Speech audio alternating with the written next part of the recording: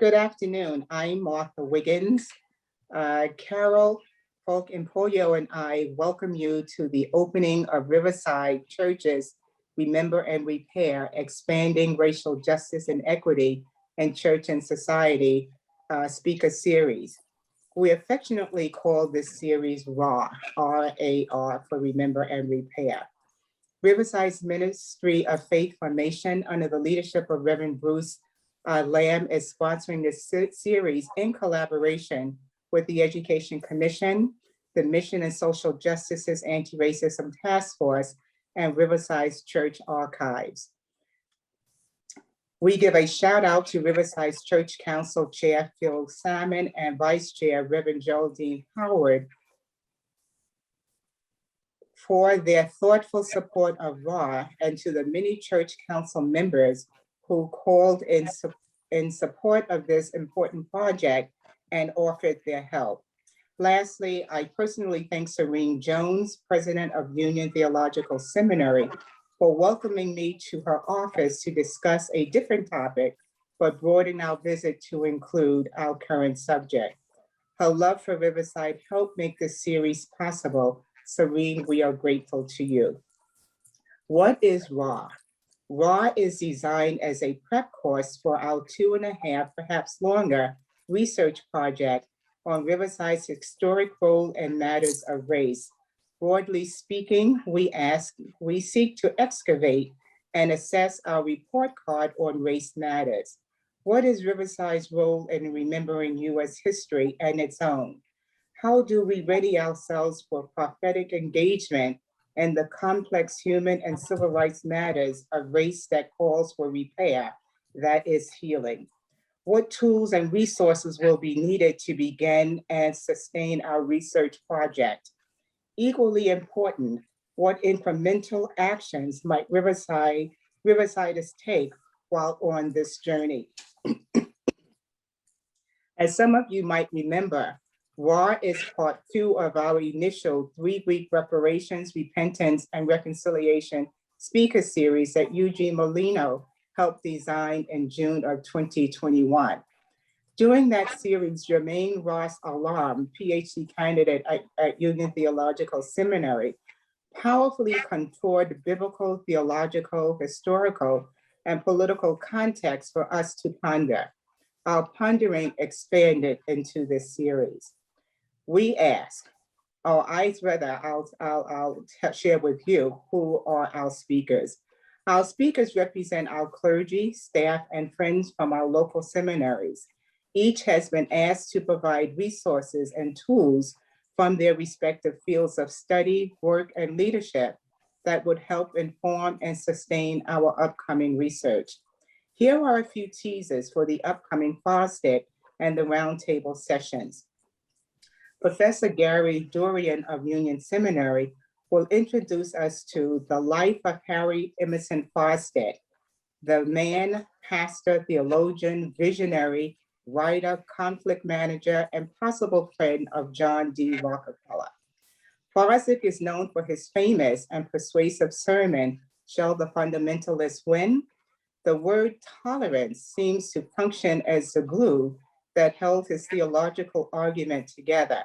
We ask, how receptive was Riverside to race diversity and inclusion? Is there evidence that Fosdick used the word tolerance to address racial changes in church membership and hiring practices and in the community? We might ask our seminary leaders, what is the role of theological education, degree, and certificate in the shaping of the broad discourse on social justice activism, advocacy, truth-telling, and strategic engagement? How might Riverside Church forge more meaningful relations with these institutions as we engage in shared ministries? Can we imagine a pipeline of learning between our institutions and Harlem churches that address ministries of repair, that is healing? So come with your questions, your observations, and your hearts as we begin this exciting journey together. I now turn it over to Carol. Good day, everybody. I'm Carol Falcon-Pollo, and together with Dr. Pam Davis and Ruben Martinez, we co-convene Riverside's Anti-Racism Task Force, which is a standing committee of the Mission and Social Justice Commission. And we are so very pleased to collaborate with the Ministry of Faith Formation on this lecture series. It's not the first such collaboration. Many of you will recall the Race to Action series, the study of Ibram Kendi's book, How to Be an Anti-Racist, and Robin DiAngelo's White Fragility. Anti-racism work is not siloed at Riverside, and it should not be. We're stronger together in our work for racial justice and equity. We're learning and taking action together. Accordingly, we've built numerous opportunities for your feedback into this series. One of those opportunities is going on right now, where we ask you to enter in the chat your hopes for the Remember and Repair series. So keep up your feedback or pre-feedback that you're doing right now. We're also using volunteers from Church Council and the 4 program commissions to serve as reflectors at each session to help build the final session in the series, where we look together at what's next. For the end of this session, we'll ask you to jot in the chat a key takeaway or two, especially focusing on what must Riverside remember and what is ours to repair. So please be thinking about that in the course of the presentation and the discussion period that will follow. Now it's my pleasure to present the Reverend Michael Livingston, who's leading today's session. He joined Riverside as executive minister in 2014 and now serves as Riverside's interim senior minister. Before joining Riverside, he worked with Interfaith Worker Justice in Washington, D.C., advocating for underpaid workers. Previously, he gave executive leadership to the International Council of Community Churches and the National Council of Churches, where he served as the president from 2006 to 2007.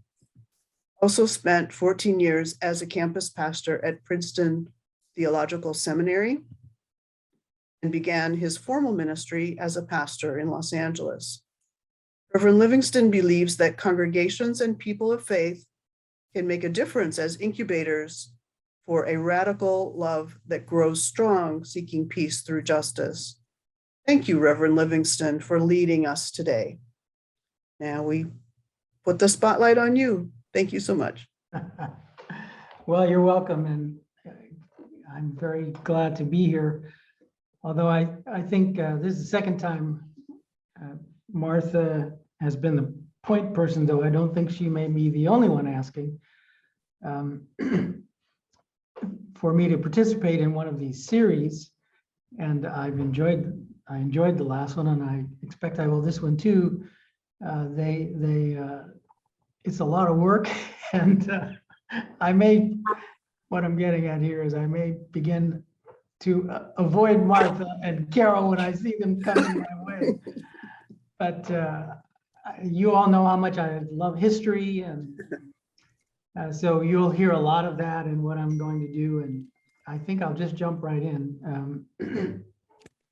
I will be patient. I'll get to Riverside at the end, but I think we'll probably hear an awful lot more about Riverside and some of our history from Gary Dorian and the session with archives as well.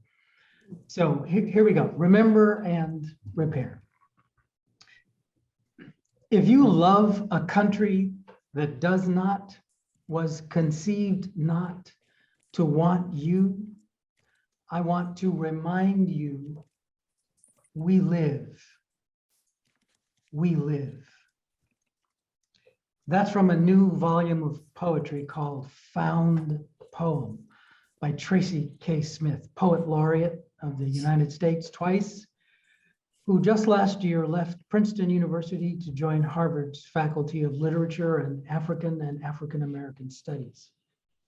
The enormous truth at the center of this poem of 17 words, several of them repeated more than once, is where I want to start this series, Remember and Repair.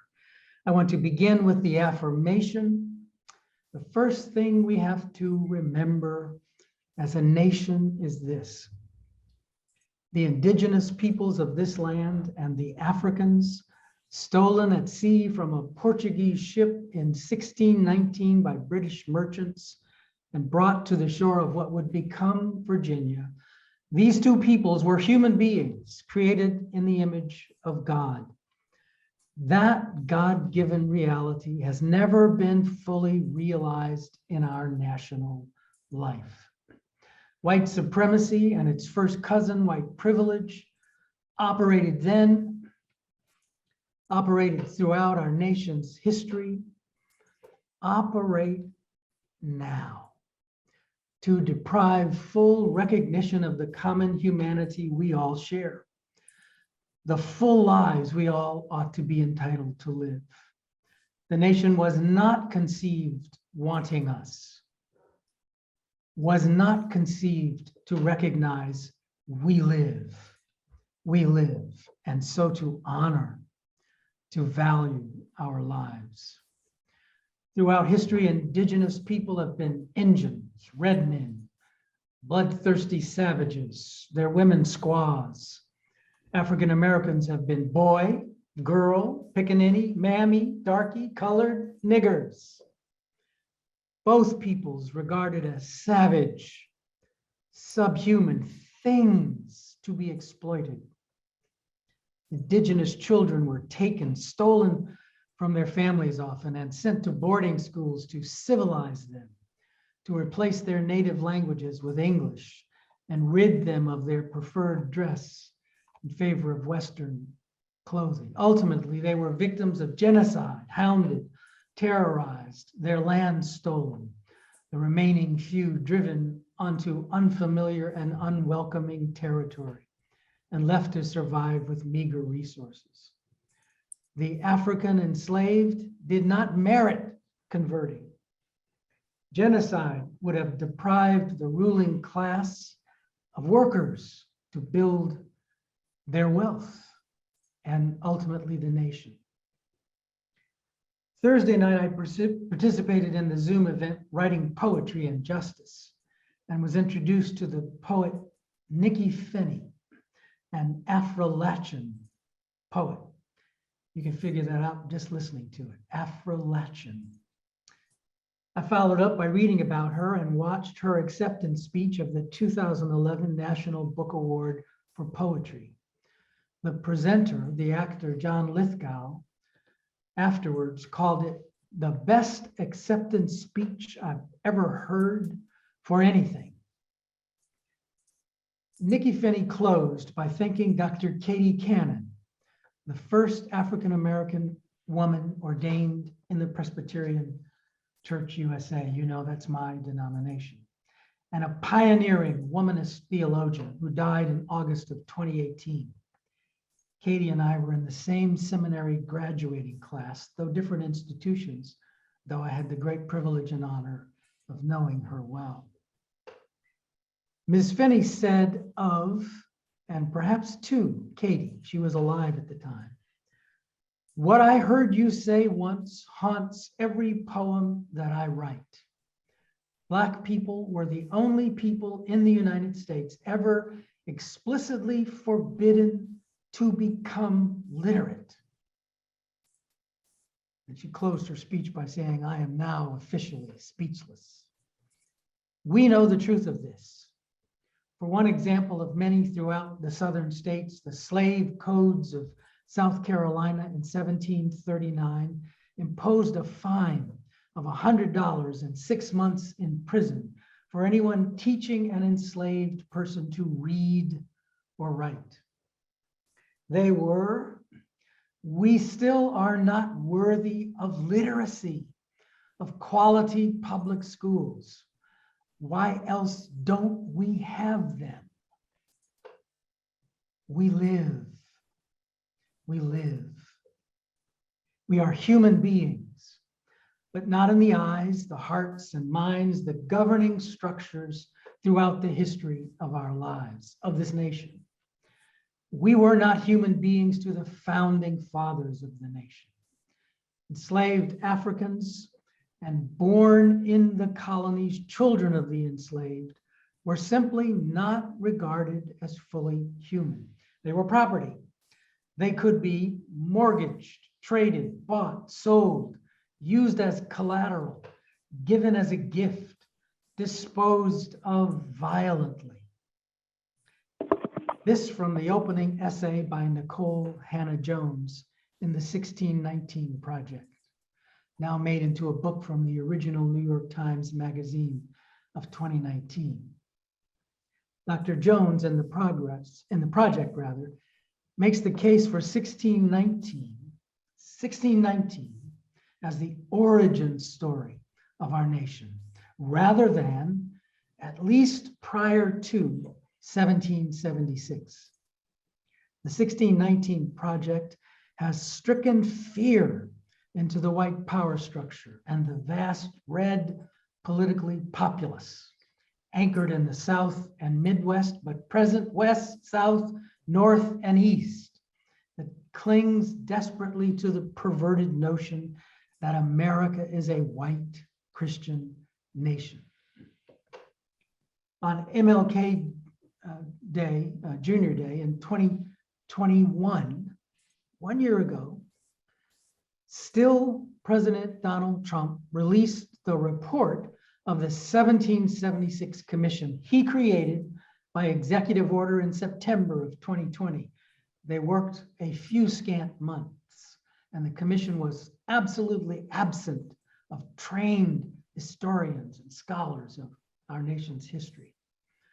The report, and I'm quoting Hannah-Jones here from the 1619 Project, the report put forth a patriotic narrative that downplays racism and inequality and emphasizes a unity predicated on seeing slavery, segregation, and ongoing racial injustice as aberrations in a fundamentally just and exceptionally free nation.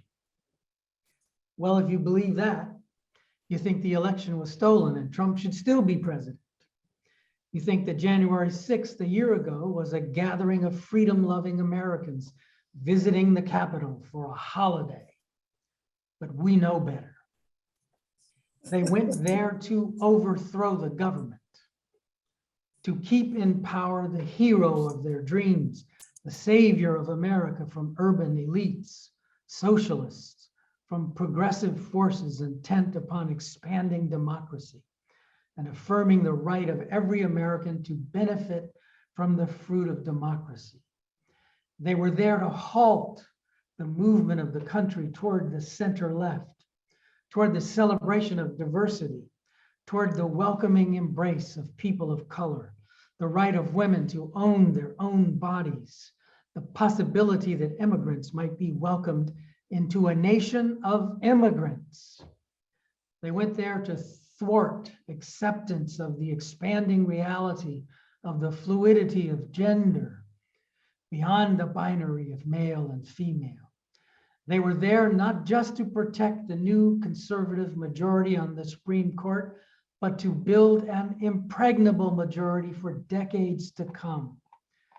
They were there to take voting rights away from citizens unlike them, from northern and western cities and states, Black men and women whose franchise has never been a given, safe from the clutches of white men with hoods or badges or business suits. They were there to make America great again, to keep it white. We're in a struggle for the soul of the nation. Deeper still, the struggle is also for the structures and systems that govern all our lives. And our soul and these systems are not much changed from our origin. 1619, 1776. Yet we must remember, we live. We live. So let me just stop and check. I just want to make sure you're hearing me. I'm coming through. We're all okay. Great. I'll go on. So I've begun this with the need for remembering our beginning, 1619. We are human. Black lives matter. Now I want to move on to 4 more issues of remembrance. I'll say what they are now and then take each one in turn. We must remember that slavery was not just about free labor and inhumanity, my first point. We must remember that this peculiar institution is foundational to the economic system of the nation, to the avaricious capitalism we practice here in the United States that is nearly unprecedented among the nations of the world. Number 3, we must remember that the Civil War is over and the South lost. Number 4, we must remember that the movement for civil rights has not been won. And then number 5, we must remember that the issue of reparations cannot be avoided if we are to be made whole. To continue then, one by one. Our uber capitalism was born and nurtured in slavery. When we tell the story of slavery, we talk about one long, dark chapter in which enslaved people are stolen from Africa, endure the Middle Passage. Those who survived are terrorized on plantations, their labor forced, women violated, families separated, men, women, and children sold. We learn about the Underground Railroad and celebrate the thirst for freedom that drove remarkable people to extraordinary feats. Sojourner Truth and Harriet Tubman, Frederick Douglass. We learn about slave revolts and the fear they struck in the white population who enslaved them. The story is not pretty, so most of us got this pared down narrative and not much more. Educated in the 50s and the 60s, that's about all I learned, if that. It was 25 decades of enslavement into one chapter, writes Edward Baptist in The Half Has Never Been Told, Slavery and the Making of American Capitalism. We think it's primarily about the South, and especially the old South. The bad actors are slave traders and slave catchers, cruel overseers, and the occasional cruel master, exceptions, rather than the rule in the whole enterprise. The terrible history leads to the Civil War. The North wins, the nation is reunited, and we move on collectively, becoming finally more or less the country envisioned in the Declaration of Independence. The nation freed from the tyranny of colonialism. The half we aren't told is this enterprise created modern capitalism in the United States and beyond. Edward Baptist writes, enslaved African Americans built the modern United States, and indeed the entire modern world. Stretching out beyond the slave South, the story encompassed not only Washington politicians and voters across the United States, but also Connecticut factories, London banks, opium addicts in China, and consumers in East Africa. In the span of a single lifetime, after the 1780s, the South grew from a narrow coastal strip of worn-out plantations to a subcontinental empire, in the span of one lifetime. Dr. Baptist continues, by the 1840s, the United States had grown into both an empire and a world economic power, the second greatest industrial economy in the world, all built on the back of cotton, end quote. It was cotton, not coffee or rice or sugar. Cotton was the most widely traded product in the world, and it was the main ingredient in the first century of the Industrial Revolution. Enslaved laborers could be forced to pick it faster and faster at rates far exceeding what paid labor could do in other countries. Baptist again. The vast enslaved body, taken as a whole, was the biggest store of wealth in the American economy. Domestic and foreign investors profited from more cotton picked at faster and faster rates. And of course, by the expansion then of the slave enterprise from those coastal regions of its beginning all across the border along the Gulf and as far west as Texas. Slavery's expansion was the driving force in US history between the framing of the Constitution and the beginning of the Civil War. It made the nation large and unified, and it made the South whites disproportionately powerful in that nation. But the entire nation benefited from it. It made us who we are, touching everything and everyone. Clever entrepreneurs created innovative financial tools so that more and more of the Western world was able to invest directly in the expansion of slavery. This creativity multiplied the incredible productivity and profitability of enslaved people's labor and allowed enslavers to turn bodies into commodities with which they changed the financial history of the Western world. But African Americans have not benefited from what their labor created. No 40 acres and a mule. Returning veterans from World War II were denied the loans of the newly created Federal Housing Authority. We got instead redlining, housing covenants, minimum wage jobs, substandard public housing, under-resourced public schools for their children. The back of the bus. We must remember this.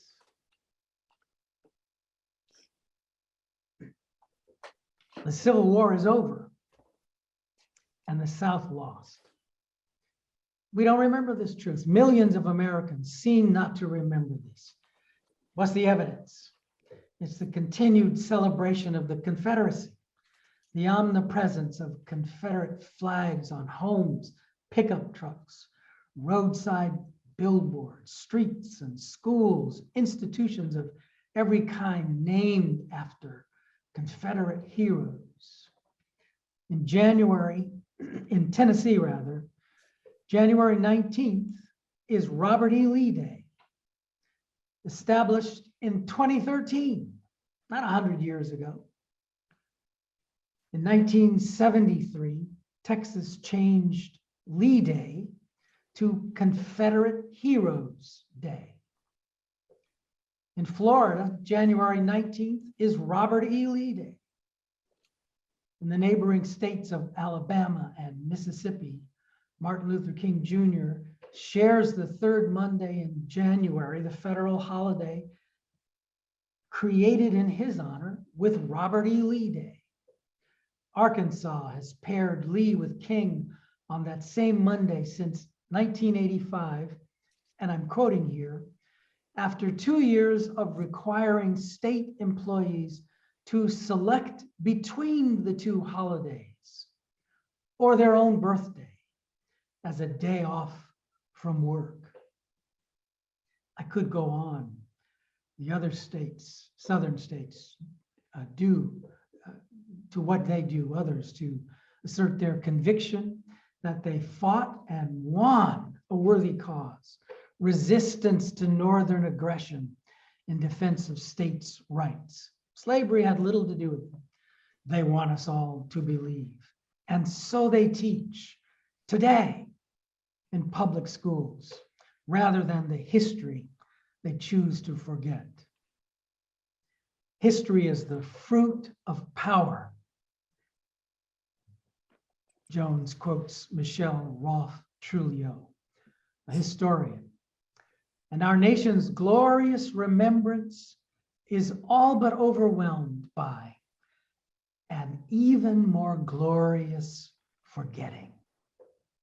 And here she quotes the Pulitzer Prize-winning historian David Blight in Race and Reunion, the Civil War in American Memory. We remember, honor, and teach about George Washington.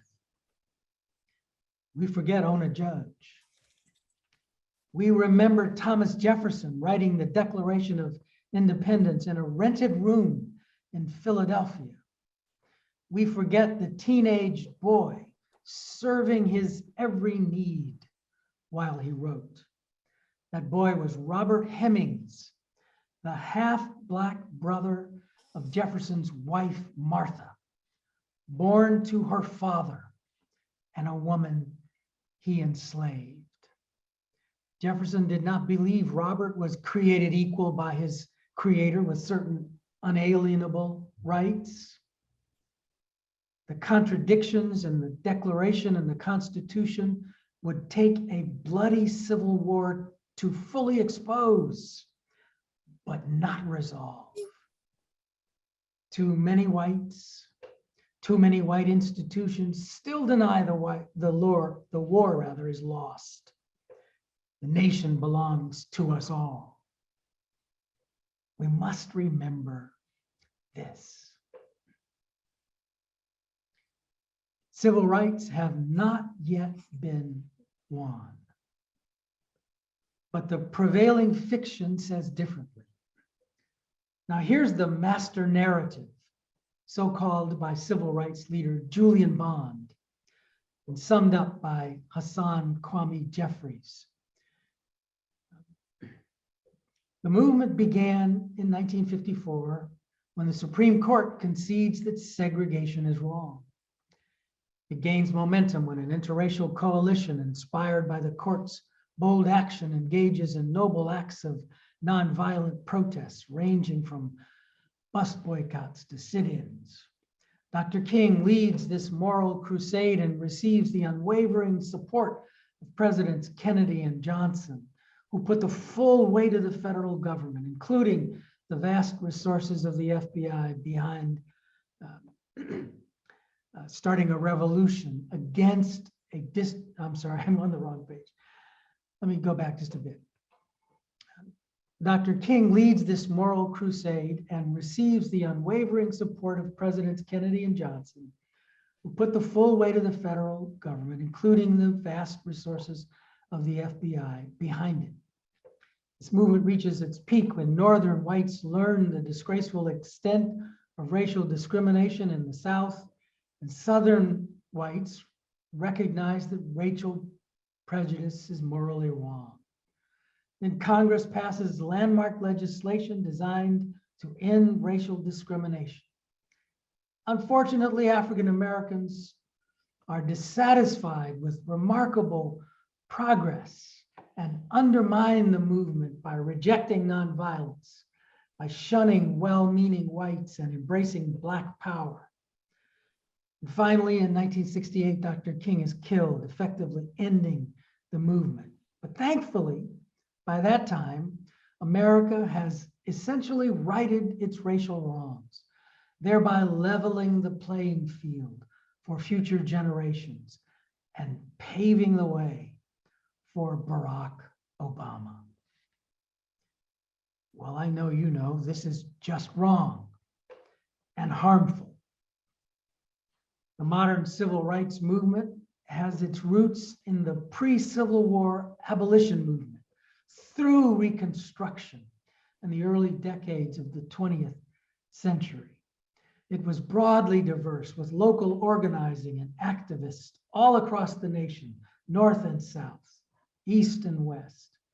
It was never one monolithic movement with one charismatic leader. We have forgotten, if we ever knew, I didn't, leaders like Frances Ellen Watkins Harper, about whom I want to say a few things. Frances Harper wrote a letter to John Brown in prison in November of 1859.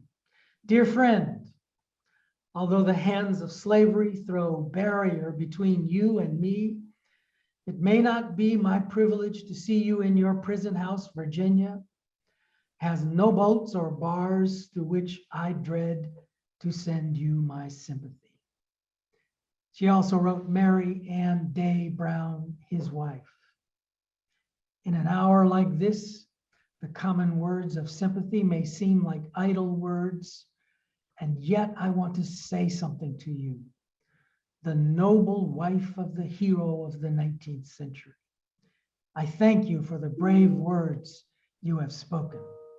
A republic that produces such a wife and mother may hope for better days. Makes you wonder what Mary Brown said before her husband was executed for murder, treason, and inciting a slave revolt. And if you'll allow me a slight historic detour, tell me how this, inciting a slave revolt, is worse than starting a revolution against a distant colonial power, putting too high a price on tea. Though it makes perfect sense if we remember the deeper truth. The American Revolution was fought to keep the royal hands of King George off the rights of Southern colonists, to keep and hold their enslaved, to own the bodies of others, to continue to steal their labor and profit from their blood and guts. Nicole Hannah-Jones quotes George Washington in 1774, when he, here's the quote, argued of the British that those from whom we have a right to seek protection are endeavoring by every piece of art and despotism to fix the shackles of slavery upon us. When he wrote those words, Mr. Washington, not yet president, owned 120 slaves, not counting the men, women, and children that belonged to Martha, that she brought into the marriage after the death of her first husband.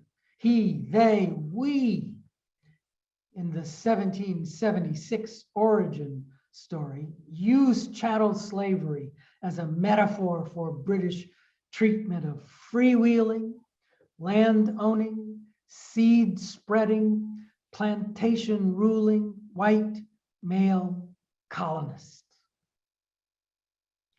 Plantation, I got that in quotes, i.e. Mount Vernon, Mr. Washington's Mount Vernon. Plantation, i.e. Mr. Jefferson's Monticello. Plantation is a euphemism for forced labor camp.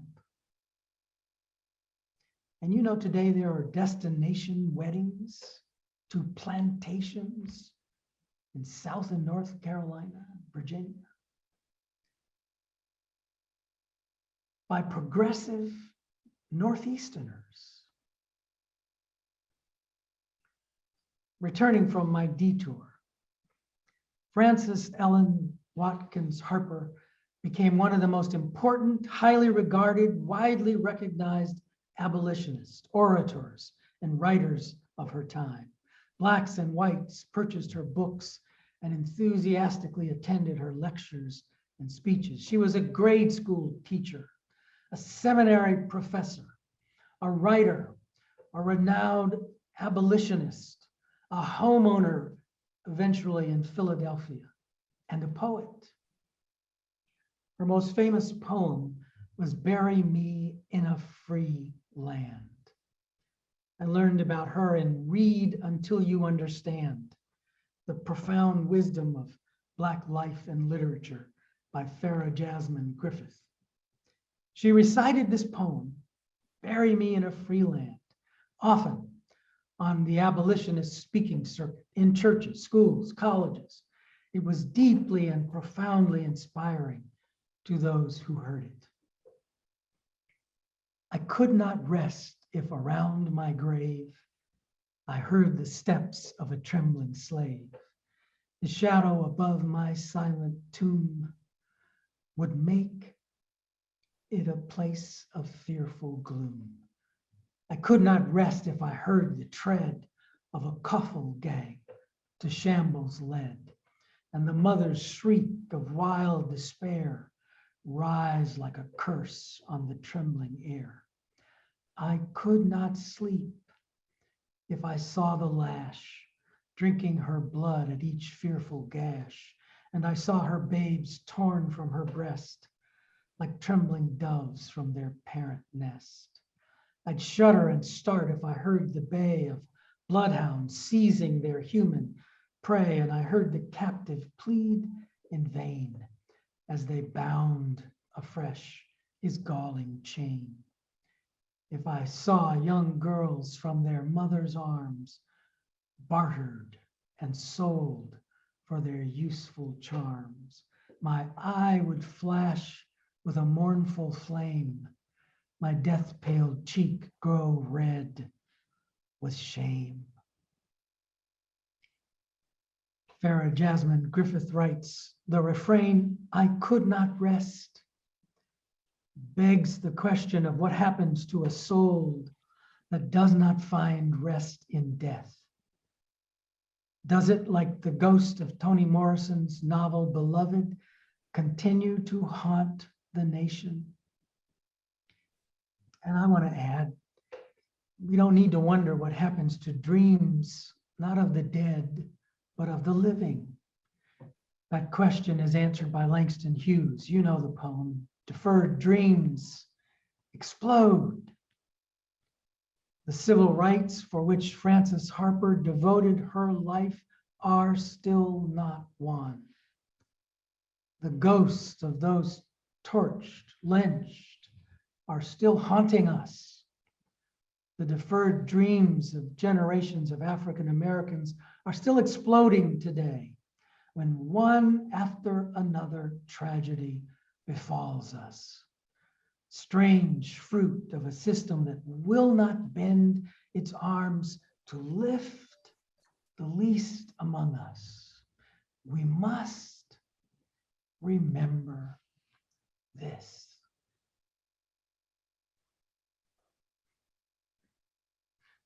Reparations. However uncomfortable and intractable an issue to resolve, reparations must be addressed. If ever there were a people deserving compensation for harms inflicted over centuries, they are African Americans in the United States of America. But I'm not looking for checks to be distributed.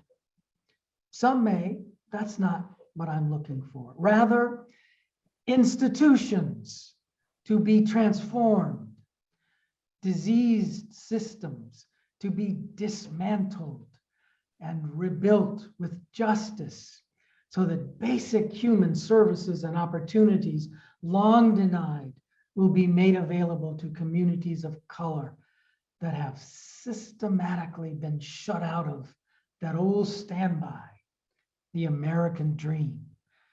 Talking about, healthcare, education, employment, the franchise, voting rights, the basic cornerstone of democracy, sorely missing from Black lives, won at a cost, lost at a cost, under attack now, blood spilled, lives taken, not lost.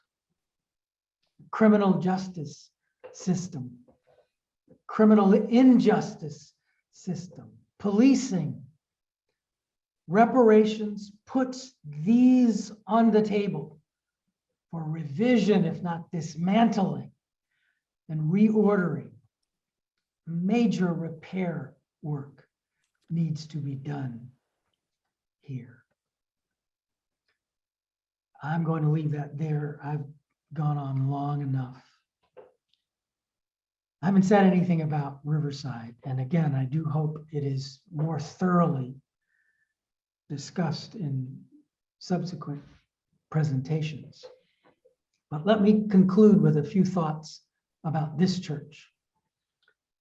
Our home is a magnificent edifice built by perhaps the richest man in the nation's history, on land that once belonged to the Lenape Nation. Two enormous challenges face us here: the selection of a new permanent pastor and the exciting yet daunting decision regarding what to do with these 2 full blocks we own since the purchase of McGifford, perhaps the most significant physical development and opportunity in our recent history. Right here in Morningside Heights, on the Upper West Side, in Harlem, we are in the midst of modern gentrification. I think of gentrification as an economic strategy and a social and cultural movement to reward those already privileged for the economic gain of those already wealthy at the expense of those already victimized by what we have forgotten, what we have broken and never fixed. Our opportunity for repairing comes from what we do now. How we develop our property for financial sustainability and mission, for mission and financial sustainability. And the opportunity for repairing comes with the leader we choose to work with our lay leadership and our congregation and community to be the hands and feet of the gospel in the city and in the world today. I want to close quoting Dr. King from his 1967 Christmas sermon. It has so many of the moving and provocative words we have treasured for so long, words that still speak to us today, to this moment of remembering and repairing. He began, "Peace on earth. This Christmas season finds us a rather bewildered human race. We neither have peace within nor peace without. Everywhere, paralyzing fears harrow people by day and haunt them by night. If we are to have peace on earth, our loyalties have to become ecumenical rather than sectional. We must either learn to live together as brothers, or we are going to perish together as fools. We are caught in an inescapable network of mutuality, tied in a single garment of destiny. Whatever affects one directly affects all indirectly. We aren't going to have peace on earth until we recognize this basic fact of the interrelated structure of all reality, the nonviolent affirmation of the sacredness of all human life. Life is sacred. Every man is somebody because he is a child of God. So when we say thou shalt not kill, we are saying that human life is too sacred to be killed on the battlefield. And I'm sure he'd want to say anywhere else. He named the 3 Greek words for love, eros, philios, and agape, and explained that agape, and this is King again, seeks nothing in return. Theologians would say it is the love of God operating in the human heart. So when you rise to love on this level, you love all people, not because you like them, not because their ways appeal to us. You love every person because God loves them. In our struggle for racial justice, we can't ever give up. We must never let up in our determination